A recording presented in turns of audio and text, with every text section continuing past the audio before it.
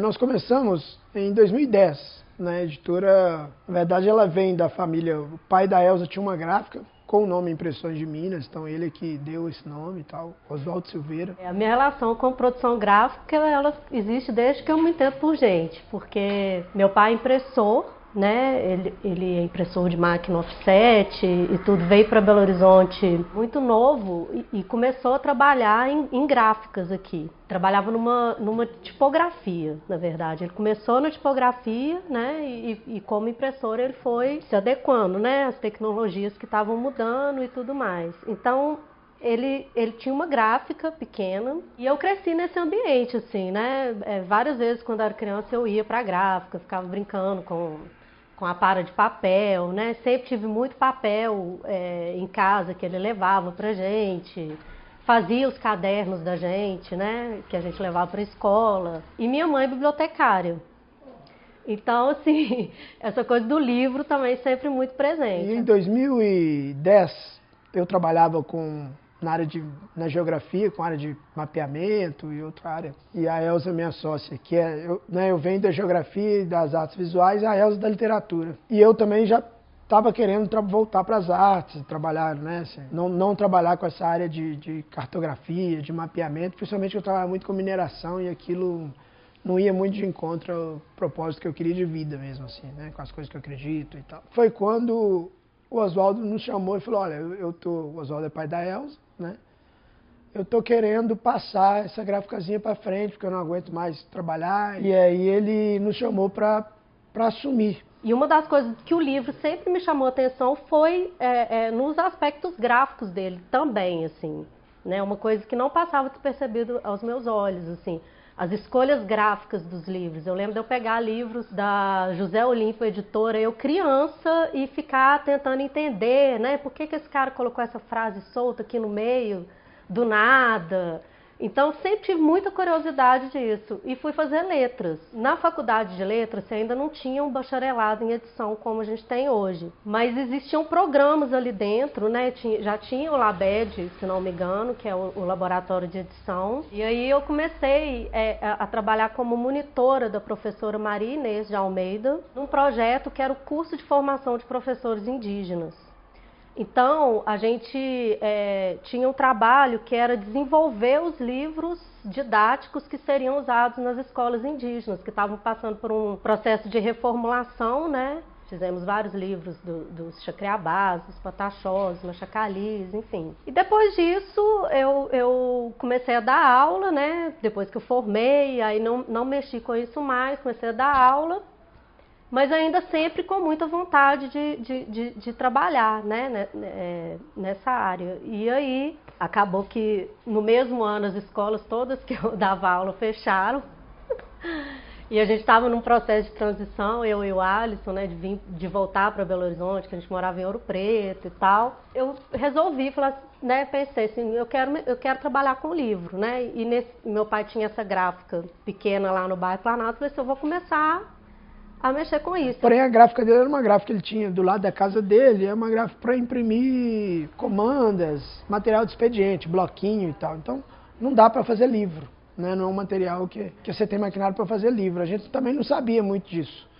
A gente queria trabalhar com artes gráficas, livro, entrar conhecíamos muito, tínhamos muitos amigos, né, na área de artes gráficas e de artes visuais. Eu venho da Guinhá também, a Elza já tinha amigos que queriam publicar. Então a gente já estava com essa estiga de fazer livro. Teve aí 2 anos aí que a gente ficou meio batendo cabeça, tentando entender o que a gente faria, que tipo de edição, né, que tipo de livro que a gente ia produzir, e estudando e ao mesmo tempo fazendo pequenos projetos de alguns autores e tal. Você não tinha um curso de edição em Belo Horizonte, né? Se você quisesse fazer um curso para aprender a mexer com edição, com produção editorial, geralmente ia para São Paulo, para a Unesp, que tinha a Universidade do Livro. Assim. Eu lembro que eu cheguei a pesquisar vários lugares, né, para poder fazer uma formação mesmo, né, investir nessa formação, mas não tinha. A minha vontade era bem maior, né, de entender como que fazia o livro, né, mesmo, porque lá na Federal a gente fazia os livros no Word, era uma coisa bem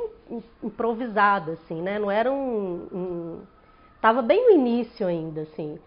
E eu ficava tentando, queria saber quais que são as ferramentas de design, de não sei o que e tal. E aí eu acabei fazendo o curso do Senai, de design gráfico, né? Foi em 2012 quando a gente conseguiu comprar a primeira máquina. Porque também a gente sempre teve essa ideia de tentar fazer tudo aqui dentro. Acompanhar um processo para que o livro saísse do jeito que a gente pensa. São bem caras as máquinas gráficas, né?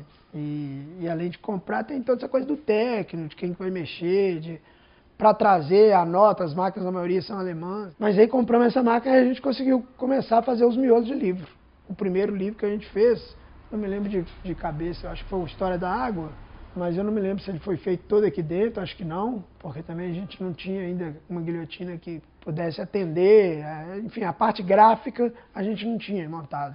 Né? Então a gente teve que ir fazendo isso também com o tempo. E aí de 2000 em diante a gente começou a fazer mais livros. Eu lembro que até 2015, 2016 a gente tinha, sei lá, 20, 30 livros no catálogo. Hoje nós estamos com 200 títulos aproximadamente. Geralmente autores que estão começando a escrever agora, né, e tudo mais, às vezes esse texto chega precisando de uma preparação. Então eu faço essa preparação, né, que é uma leitura crítica do texto mesmo, né? E aí eu vou fazer sugestão de mudança, de alteração, de corte, um trabalho de edição mesmo. E aí assim que a gente fecha essa parte do texto, a gente parte para poder pensar na materialidade do livro. E nos livros em que eu faço esse processo todo, quando eu estou no texto eu já consigo ir pensando no que esse livro, que esse texto está me dando de possibilidade visual para eu trabalhar depois. Sempre teve essa ideia de ter uma plasticidade, de ser um livro diferente. Se é para ter uma gráfica, se é para ter é para fazer algo que tenha condições de apresentar o livro com uma materialidade diferenciada. Porque senão se for um livro padrão, você imprime outra gráfica, é muito mais barato, inclusive, do que ficar fazendo livro aqui dentro. O custo de produção gráfica é muito alto. Então, um livro comum, ele, sem sombra de dúvida, é muito mais fácil de ser executado no sentido de produção gráfica, né? Assim, não que eu acho que tem vários livros como a gente tem livros bem comuns também, não tem nenhum problema com isso. Mas a característica é a gente pensar essas artes visuais e a literatura junto, né? Então, essa plasticidade do livro, ela é importante.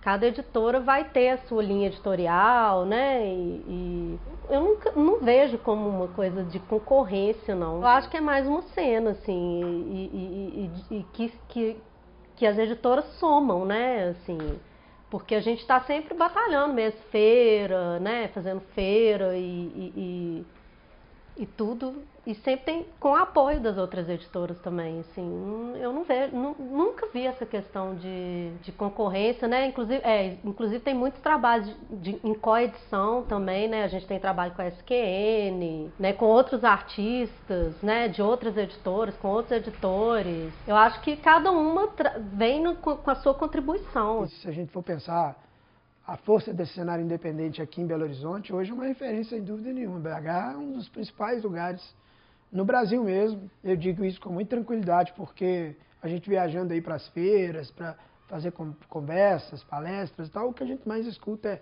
cara, o que vocês estão fazendo lá em Belo Horizonte, né? Tem muita coisa acontecendo. Você tem uma galera das artes gráficas aí fazendo Flavignoli, com a tipografia, com esse estúdio de memória, o Cefet, o FMG com os laboratórios, aí os alunos vindo aqui, a gente indo lá, eles indo em feiras, construindo, ajudando na construção de pensamentos sobre o livro e tal. Então você tem uma série de movimentos aqui em Belo Horizonte hoje incríveis mesmo, assim. O mercado está aquecido, assim, né, no sentido do pensamento, de pensar livro e tal. As feiras contribuem muito, a Canastra, a Faísca, a própria Urucum, que a gente faz também. O Festival NUC, Festival de Artes Gráficas, incrível, né? Assim, gigante ali já acho que está indo para a 3ª ou 4ª edição, se eu não me engano. E vem gente do Brasil inteiro e tal. Você tem o Ricardo Aleixo, que tem um laboratório, que é o Lira, que é um laboratório incrível sobre intermídia, né? Palavra, imagem, som, literatura, poesia. Então você tem uma série de eventos de muita robustez acontecendo aqui em BH, sabe?